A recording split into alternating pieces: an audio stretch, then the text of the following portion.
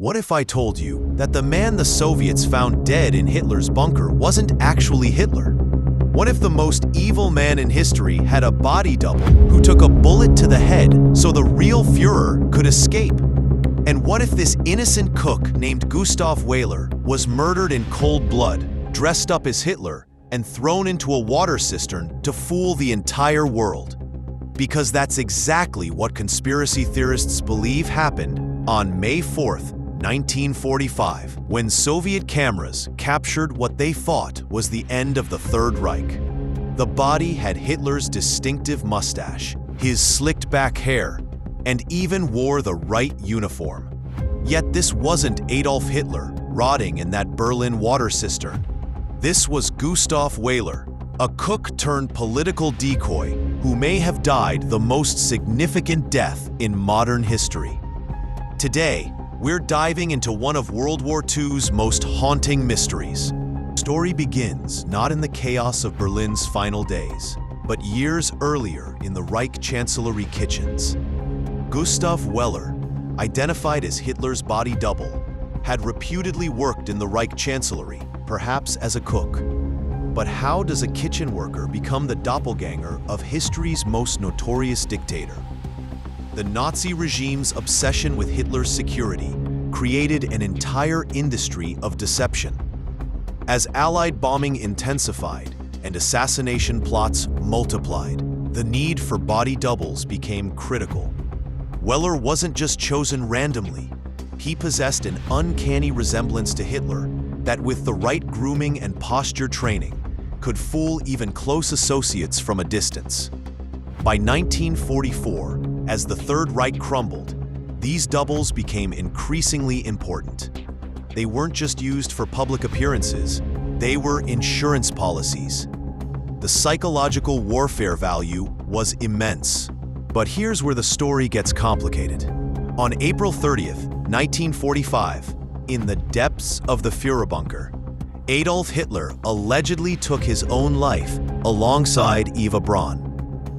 The bodies were burned in the Chancellery garden according to his final wishes. Case closed, right? Not quite. 4 days later, Soviet forces discovered a body in a water cistern near the bunker complex. A 1945 Soviet television documentary implied the footage showed Hitler, with the tabloid Komsomolskaya Pravda later saying it was Hitler's double. The corpse bore a striking resemblance to Hitler, complete with the iconic mustache and uniform. But there was one crucial detail: a single bullet wound to the forehead. This contradicted every witness account of Hitler's death, which unanimously described suicide by gunshot to the temple combined with cyanide poisoning.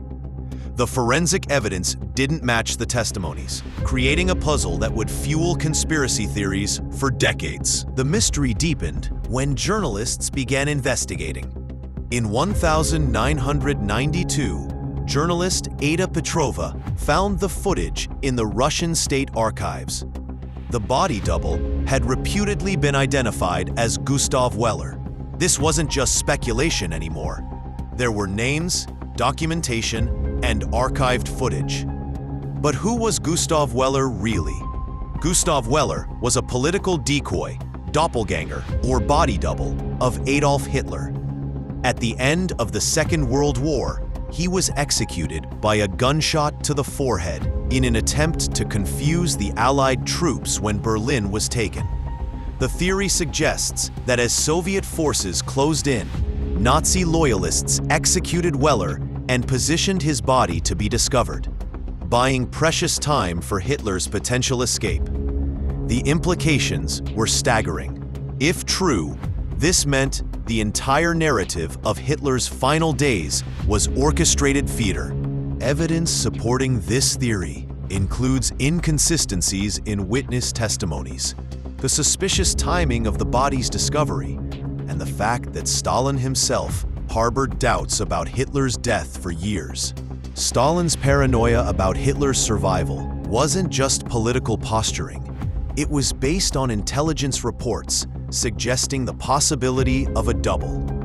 The forensic details are equally compelling. The body showed signs of recent dental work that didn't match Hitler's known dental records. The height and build, while similar, had subtle differences that experts later noted. Most tellingly, the execution-style head wound suggested this wasn't a suicide, but a murder designed to create a convincing corpse. The most chilling aspect of Weler's story isn't just that he died in Hitler's place, it's how he died. According to the theory, Nazi officials coldly executed their own body double with a single shot to ensure the deception would work. This wasn't a heroic sacrifice or a battlefield death. This was a calculated murder of a man whose only crime was looking like Adolf Hitler. Imagine Weler's final moments. Did he know what was happening? Was he told he was serving the Reich one last time? Or was he simply executed without understanding why? The psychological horror of being killed not for what you'd done, but for who you resembled, adds a deeply human tragedy to this historical mystery. The execution would have been carried out by Hitler's inner circle, men who had orchestrated the Holocaust and countless other atrocities. Yet even for them, killing their own body double represented a new level of callousness. Most sources simply state that Gustav Weler was employed as Hitler's body double, a political decoy who was shot in the forehead after Hitler's suicide and his corpse put in a water cistern where it was discovered and photographed by Soviets who mistook him for Hitler. But the truth, as always with Nazi conspiracies, remains elusive. What we do know is that Gustav Weler's story represents something larger than just one man's death. It embodies the Nazi regime's willingness to sacrifice anyone and anything for their twisted ideals. Whether he died as Hitler's double or not, Weler became a symbol of how totalitarian regimes consume even those who serve them. The mystery persists because it touches on our deepest fears about justice and closure.